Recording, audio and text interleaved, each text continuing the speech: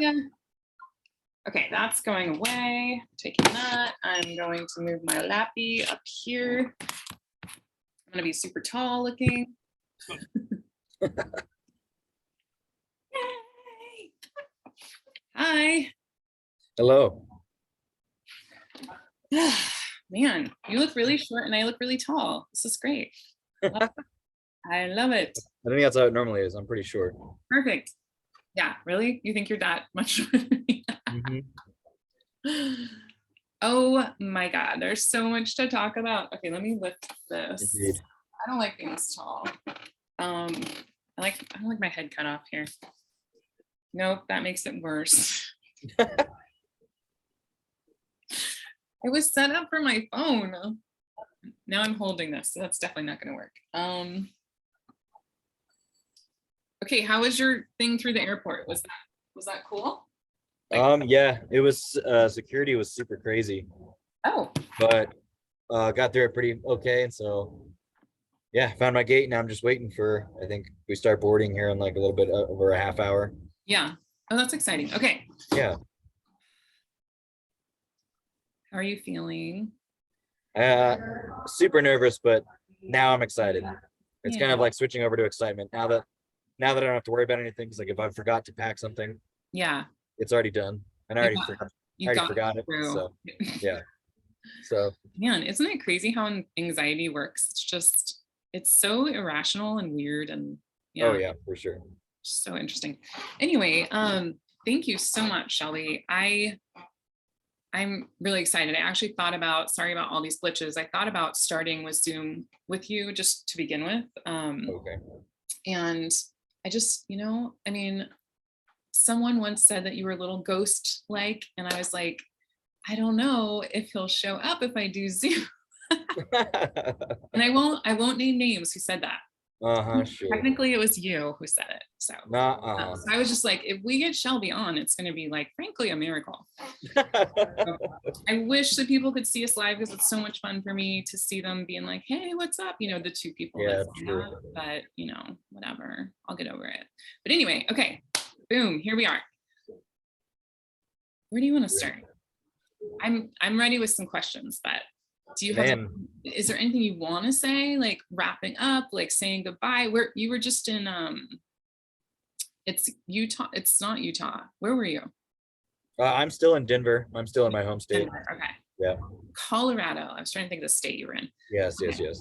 Okay, so this is the second time you're deploying to Antarctica. Yes. Super excited. Was this last week of getting ready like good? Like, was it emotional? Was it all the things? Actually it was just super stressful, but I was able, since I knew so much more this year than I did the last year, I feel like I was able to accomplish the task a lot easier. Like I brought down an entire one less suitcase than I did this year. Yeah. So it just kind of, having the background knowledge of it kind of helped me just be like, all right, this is what I need. This is what I know I need. And like, I can make it work from here. So isn't it weird how like going through something just like the unknown, like getting through it's just weird how much that can like help so much. Yeah, absolutely. Done it once before. Kind of having that like experience of it, especially with something like this where there's a lot of moving parts. So yeah, knowing those moving parts on the second time is a lot nicer. Yeah, for sure. Okay, so tell us a little bit about, tell us about your interesting story of like, there you were, you get home after your first round at McMurdo, you go traveling to New Zealand, and then you finally get home to Denver and you make your plan. Start from there. Yeah, so I guess the plan was, this was my last time going down to the ice, and so the plan was I got to get home and buy a really nice SUV. Want something I can take all the way up to Alaska, because that's where I wanted to go to school, and so it's going to be all this big grand plan. Find a car really quick that's nice, drop a lot of money on it, pack everything up, and then drive up to Alaska, and then start school for this fall, basically right now. So I get the car, and it's beautiful and it's amazing. And having a very nice, totally. Like the nicest car I've ever owned. It's the first ever new car that I've ever owned. And about, I'd say 2 weeks after that moment, I was playing in a beer league hockey game. Something I've done for the past 20 years with no problem. End of a shift, into the game, just spun into actually bumped shoulders with the ref, kind of like that. Mhm. And just the way I fell, I kind of fell and sat onto my leg, snapped my leg right in half. Ruined all the plans. All the plans were ruined. I had to have surgery, bolts, screws, wires. I got it all on my leg. Shell, I know you can't, we're not be able to see your legs right now, but they're not small. Like I've seen your legs because we played softball in Antarctica and you were in shorts. And like you have like, you're pretty muscly and you're kind of dense, like you're not like petite. So I can't even imagine I can't Oh even yeah, frankly imagine. it was brutal. Yeah, and like where I broke it was inside the hockey boot, which is not really supposed to happen because it's supposed to act like a brace. So there had to been a lot of different things happening, and there she goes. Okay, so you researched the school, you knew what town you were going, you got enrolled in the program. What was the program again? That's really So I was gonna do the Air Force ROTC yeah, along with a couple of psychology programs. which is a huge commitment. Like that's Yeah, that's a it was huge gonna be like life changing. That was gonna be like the next 5 years determined right there. And then I broke my leg, and and then you were sad. yeah, and then I was very, very sad. And then yeah, just out of the blue, the people from the program contacted me, and they're like, "Hey, we're having a Wait. You gotta tease us a little. Okay. There you were. You got your beautiful new SUV, right? yes, Beautiful new SUV. You've got your plan, you're all enrolled. You go play on a beer hockey league, you break your leg, everything crumbles. Was there a long, so you were kind of like in a place of like, I don't know what's going to happen next. I don't know what is going to go on. Did you still feel like you could go to like, did you feel like that whole plan had washed away, or you were like, I'm going to go once I get better? no, not really.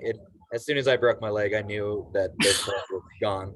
Shit. Because just I have broken my other leg before, and I just knew the recovery time of breaking your leg. So I knew that what I was going to have to be required to do up in Alaska, which was run a lot and work out a lot and be Yeah. physically competitive, Yeah. was not going to happen on a freshly broken leg. So yeah, Okay. those I didn't plans are realize right out that. the I window. honestly was like thinking when you were saying I'm going to school, I was like, he's going to be nerding it out in front of a desk. Like I didn't know that it was like that physical. So Yeah, that's okay. That is a big change. yeah. So Boom. yeah, Okay, so there you were, and you were like, "Wah!" And then the phone rings. yes, Did it yeah. happen? So Or like you literally picked up your phone ringing? yeah. So I picked, I broke the leg, had the surgery, and for the first month was just lost in the wind and just kind of was hanging out at my mom's house, not really doing anything because I couldn't walk and everything hurt. And Yeah. then yeah, I get a call from someone in the program, and they're like, "Hey, your name's been tossed around in a few meetings around here. We're having a hard time like finding somebody down there. Do you have any interest in coming back for this year?" And I kind of got a little bit of an like light bulb in my head, like, man, that'd be kind of weird if I was able to go back down. And then so yeah, ever since then I just got the ball rolling and jumped through the thousands of hoops to get my leg cleared with the thousands of doctor's notes that I had to get. And then yeah, got cleared. I'm gonna guess the fastest PQ clearance in the program's history. Because they didn't give me the PQ paperwork until like a month ago, I'm pretty sure. Wow. Do you have health insurance? Oh, that's the funny thing is I broke my leg 10 days before I lost my health insurance. So they scheduled me an emergency surgery so I could get my surgery on my insurance before I lost it. Nice. Okay. That's great. Was it your health insurance that you had before, like from Antarctica? Or No, it's still under my mom's plan actually. Or okay. like Leidos federal plan. Okay. So the phone rings, you say yes, you get all this stuff done. Let's pause in your story. I have a question. I'm very curious. Did you cut your hair off? Or it's Did I cut it off? yeah. No, it's just ponied up. Okay. I gotta look professional, you know. Okay, Oh, Shelby, the mullet's still there, trust me. We still got leave mullet it hair. up a little though, I think maybe. Or it's like pulled back. Yeah. Mhm. You have a few different looks. Like you can get really like, I remember when you were dressed up. Yeah, that was a good time, eh? There You you were go. like, oh, nice. Okay. More of a, That's a whole nother look right there. so for people that don't know Shelby, he's got like a cascade of curls like down his back. And I think That I the do. mullet is tied to your mysterious rodeo clown past, but I'm not sure. I'm not sure where that was inspired by. But yeah, the kid like rocked a mullet the whole time I've known him. So I was like, oh Lord, is it gone? Like this is, but no, yeah, nope, not Bringing done. it back. Don't you worry. Okay, so I also have a random question for you. What position do you most sleep in at night? Like when you're going to sleep? That's random. I think it's definitely gonna be on one of my sides. A And I side usually, door. yeah, I usually flip like 2 or 3 times before I finally fall asleep. Nice. Do you feel like you stay in the same position for most of the night, or are you like a whirl? Like, Oh no, I toss and turn. I yeah. move all night. It's terrible. I hate it. I wish I could just zonk out like a rock. That'd be so sweet. Um, Not in my DNA, I guess. yeah. Do you ever feel like your back gets affected by this twisty thing? Like, do you like I like sleeping I think if I could sleep face down, it sort of depends on my stress level. It's more comforting to sleep face down. Okay, yeah, I can Um, see that. but it's really bad on your back. So like I've done this now. I do this like twisty thing where there's like pillows involved. Yeah. Yeah, I definitely think it messes with my back for sure. But I usually have like I'm one of those people that has like 1,000 pillows at a minimum. Me too. I have like feet pillows, I got my knee pillows, I got my back pillows, I got my head pillows, and they're What? all different and all That's special. crazy. Yeah. All right. You have them like identified. Oh yeah, the pillows do have certain jobs.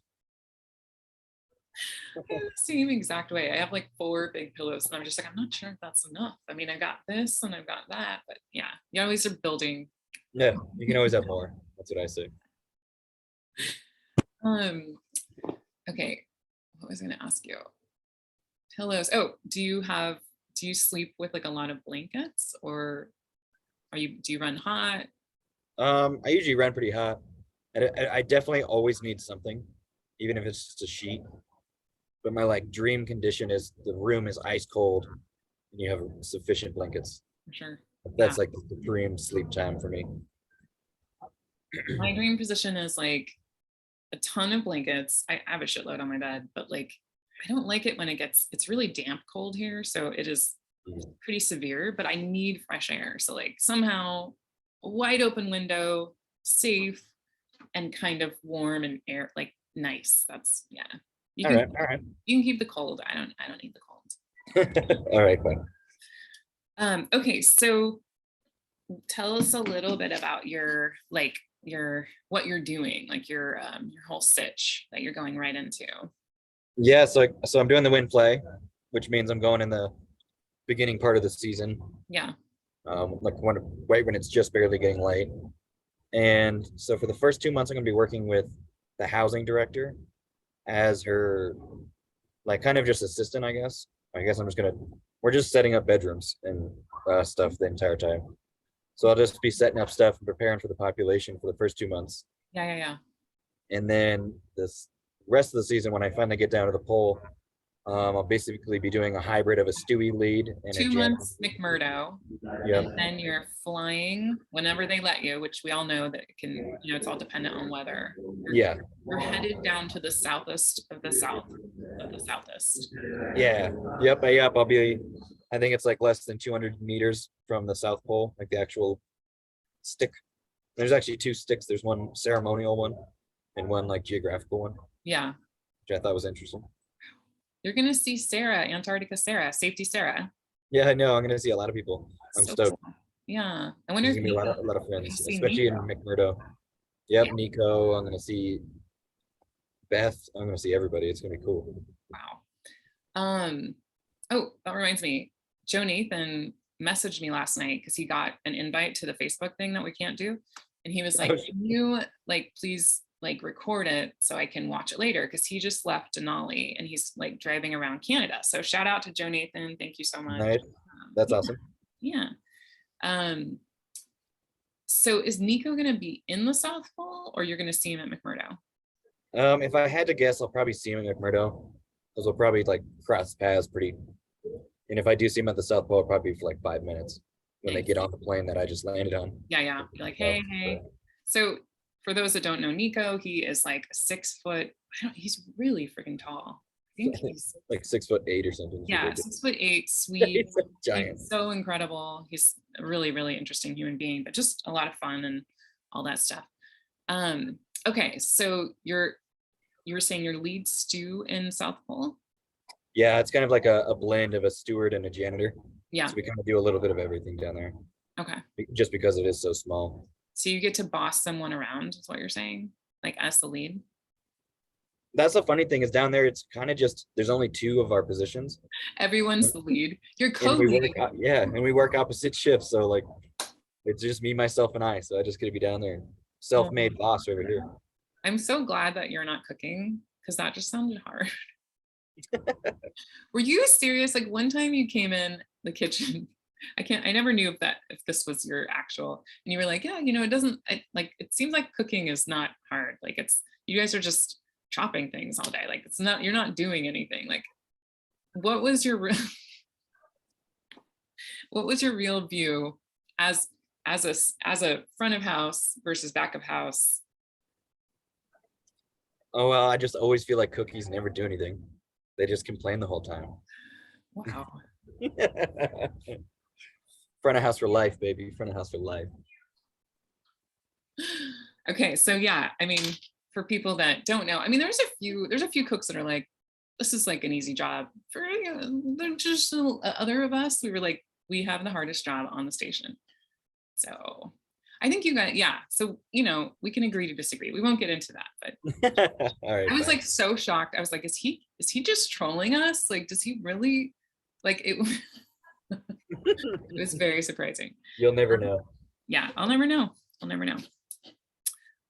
Okay, so what was your favorite? This is another random break from your story.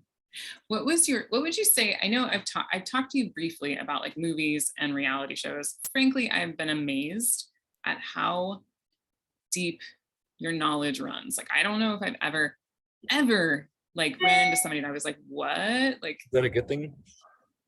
It's terrible. No, of course it's a good thing. I was literally begging you to come on the air and talk about shows with me and movies, which you cruelly canceled on me, but that's okay.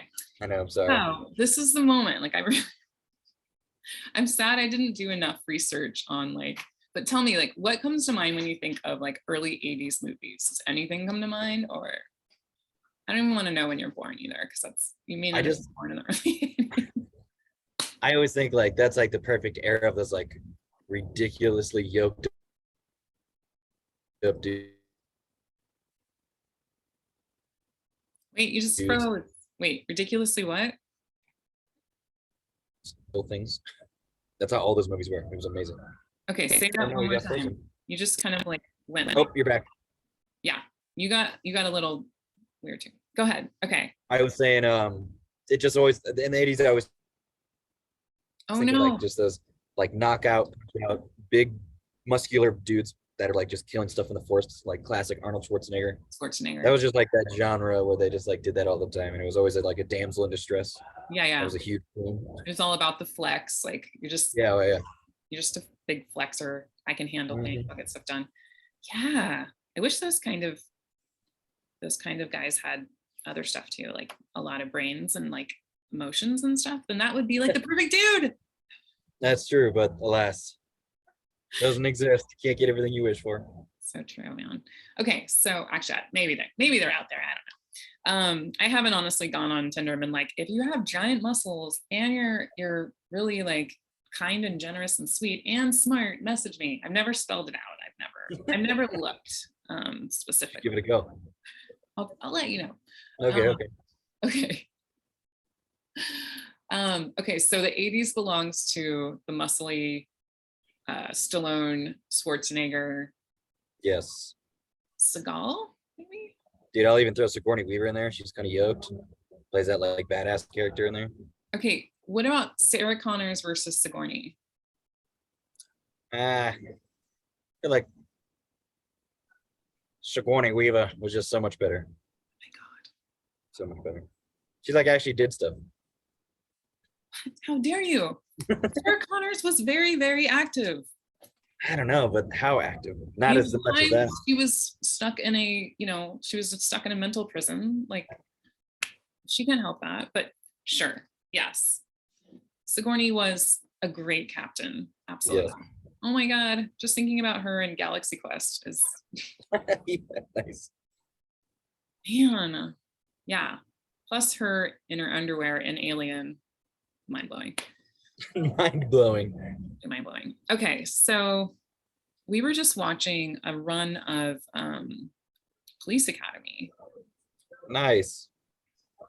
It was kind of crazy because like that, I don't even know what years those were. Let's just assume they were 80s, but that like you just, I don't know if they make them like that anymore. Like, No, definitely not. No. There's a whole like genre of movies that are never to exist again for sure. And that's one of those, along with like your Monty Pythons, like those are never gonna exist again. hmm.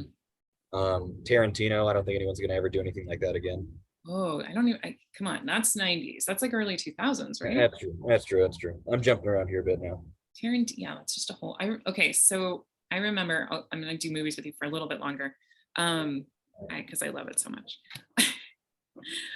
I remember where I was when I watched Pulp Fiction. Really? That impactful, huh?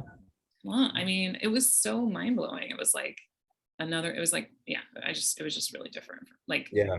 Probably the most unpredictable thing I've ever seen, like in a movie. Yeah, for sure. I mean, nobody could predict that a GIMP would be involved. You know what I mean? It's just Yeah. so wild. And just the violence that was involved with it. Yeah. It was never to be seen, never before seen, I should say. I feel like his violence actually feels good to me. Like there's a lot of violence where I'm like, go away, like please stop. And I'm sad to say that like I probably could go on like a violence diet. Like I definitely ingest a lot of like, like a lot of the darker stuff, but not horror shows, but I think like stuff that incorporates a lot of violence, whether it's reality shows, whether it's like verbal or whatever, is like stuff that incorporates that into like an average person is almost more violent than like a horror show where it's like about like a specific like Yeah, I agree. Yeah. Anywho, so yeah, I'm up to here on that, but I will just say that Quentin Tarantino's, there's something about his violence that I found really nourishing. Super weird. Speak on that. Yeah, I don't know. I always thought it was just because it's very comic booky, because it's so exaggerated that it doesn't seem real. Yeah.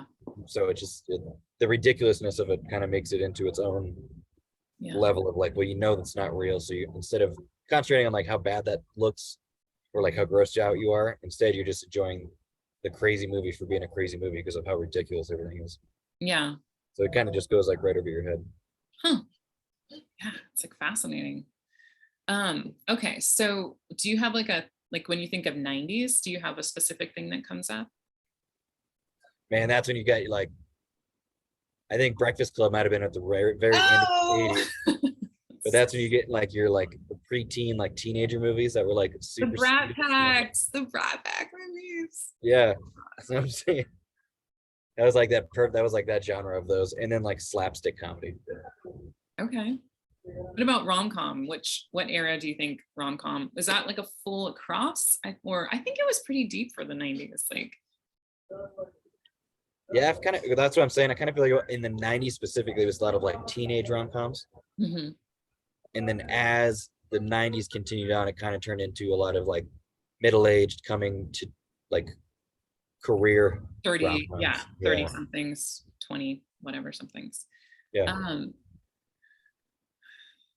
I would say, yeah, I was just thinking of like 10 Things I Hate About You and Clueless as like incredible movies especially for their genre, like just really like, yeah. Even Romy and Michelle's high school reunion. I love that. Wow. It's so good. Nice. Come on. Nice. I'll accept. Okay, thank you. Okay, so here you are, you're headed out.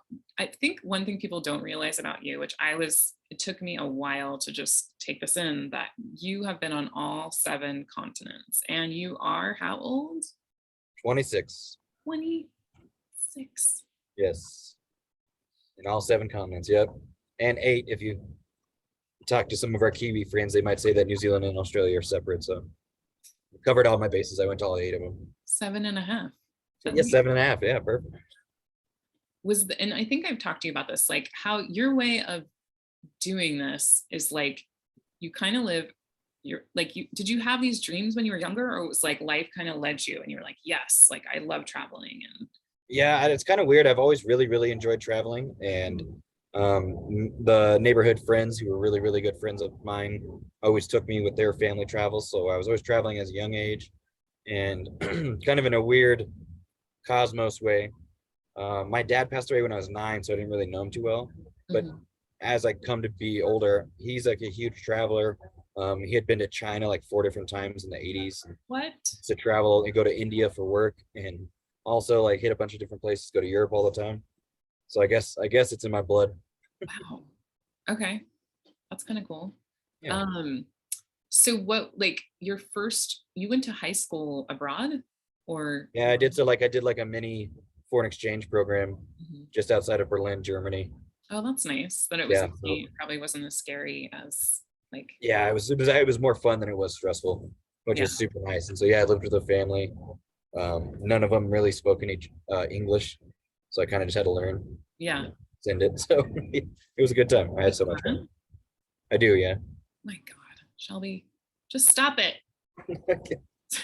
All right, all right. Stop being you. It's too much. Okay, you know Andy from Parks and Rec speaks German, or sorry, Chris Pratt, technically, the actor, also speaks German. Oh, is that right? I didn't know that. Yeah, there's nothing weirder than like a person that you would never expect to speak German to just randomly start speaking German. This is true. It's very true.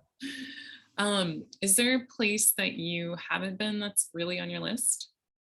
Oh yeah, loads. I want to go to the western side of India really bad. Yeah. I still want to go to Russia. I would love to go to Mongolia, and then I want to go to the salt flats in Bolivia. Those are like my top ones if I would. Did you enjoy Hawaii? I mean, yeah, I just did the tourist thing there, so Okay. You didn't get like deep in steep. no, I wish I did, but no, we were with the family, so we just kind of had a real nice family trip there. Yeah. What about like Peru? I would love to go there. Yeah, no, never have been there, Yeah. but definitely on my list. I would definitely like to hit South America more because I don't think I spent enough time Yeah, there, or in Africa. I have a weird pull. I know running out of time. This meeting will end in 10 minutes. Okay. I know I have like a weird pull. How are you doing over there? Everything okay in the airport? So far so good. Okay. When is your flight leaving? I think boarding has started. I think that's what that is. That boarding started. So Oh my God, perfect. yeah, in a little We're while. running Yeah. out of time on our Yeah. meetings. Yeah. Absolutely. It's perfect. I have this weird pull with Guam for some reason. I know Really. Snake Sean is there right now. But yeah, I don't know why. I think I just really like randomness. I'm like, what about this? That'd be cool. Yeah. When would you do that? Anytime soon? That's a good question.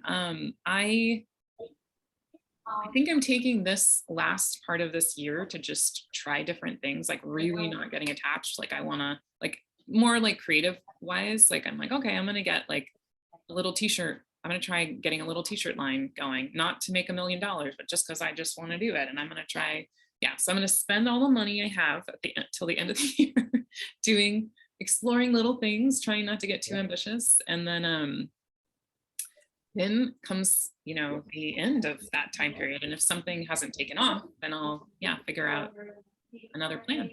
All right. I like it. I like it. I like your style. Thanks. Okay. Have you ever lived in a really big city, like for a long period of time? The town I grew up in was fairly big, Mhm. and it kind of like bordered on to Denver area. Kind of, we're like 40 minutes west of there, but it was big enough for sure. But I've never lived like in like high rise Like deep city. city. Yeah, probably what you would consider a city. to me is not a city. So no. It's been, I think, the past 4 years now. I've lived in towns with less than 1,000 people. Wow. That's intense, dude.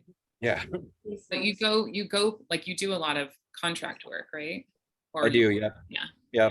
And just like I said, this so happened the last contract was in a town with 900 registered voters. What? Where was Yeah. that? A tiny town called Phillipsburg, Montana, kind of just outside of Missoula. Oh, is this leading into your last job? That is the last place I worked, yeah, besides the program. So that was where you were a rodeo clown? Yeah, that's correct. Yeah. I love it. Do you see yourself working in that field at all, like around rodeos anymore? Or you feel like Oh that yeah, was- 100%, 100%. So my plan is to come back in February, and I've already looked at a few like traveling rodeos or like cattle ranches. Some up in I Minnesota. am coming with you if you are going to rodeo. Like, Okay, I'm deal. or I'm meeting you. I don't know either one, but I can't miss it. I'm sorry. Okay, deal. I'll make sure to call you when I get the job. Something that I have to get involved. We were just talking about that when I would go to the rodeo, there's a cow palace in San Francisco where there's a lot of rodeos, and I saw Brad Paisley. He was performing at the end of a rodeo, and it was like nice. one of the best performances I've ever. Like, he was such a solid performer. I could not believe it. Like, mouth open. Like, that kid was the most grounded performer I've ever seen.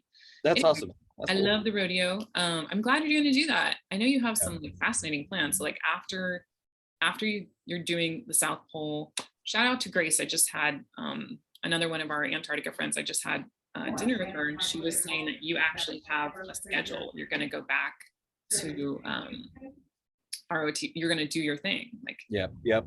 It's all lined up again for next year. So just got to stay on top of it. But basically, me breaking my leg just pushed everything back exactly 1 year, and I was lucky enough to get a job at the South Pole. So you breaking your leg, you get to do another one of your dreams, and then you get to go start on. Oh my God, Shell, it's amazing. Yeah, it's really so cool. How long? Not really an accident, that's for sure. When should I plan on this rodeo thing? Like, probably in March. That's my plan, anyways. March. Wait, this coming March? Yeah. But you're gonna be back? Yeah, in February. Oh, okay. I didn't realize that. It's very confusing. That's very confusing. Whole time thing.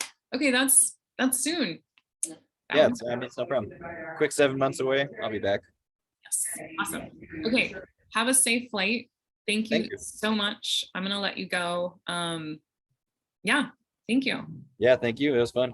Hey, I also want to ask you, I'll be able to contact you by messenger, but consider like maybe getting in the radio booth, and then I could call in and I can tell you how to do that. Okay, deal. That'd be awesome. Okay, talk to you soon. Okay, bye. Bye.